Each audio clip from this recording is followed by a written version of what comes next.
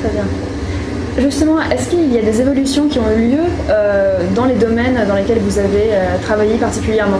Ah oui, bien sûr, il y a des évolutions parce que quand je suis arrivée il y a 20 ans au Parlement européen, les questions de santé représentaient très peu de travail. C'est vrai que la politique de santé, ça n'est pas nécessairement une politique européenne, c'est une politique d'accompagnement.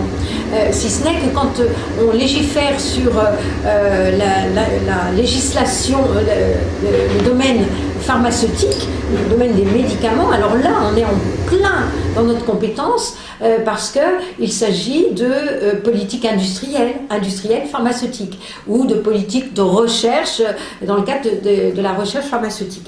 Donc là on a compétence pleine et entière. Mais si vous voulez, j'ai vu effectivement cette politique de la santé se développer énormément en 20 ans et prendre de l'importance, beaucoup d'importance. J'ai été d'ailleurs récemment rapporteur sur une directive qui est vraiment fondamentale pour les citoyens.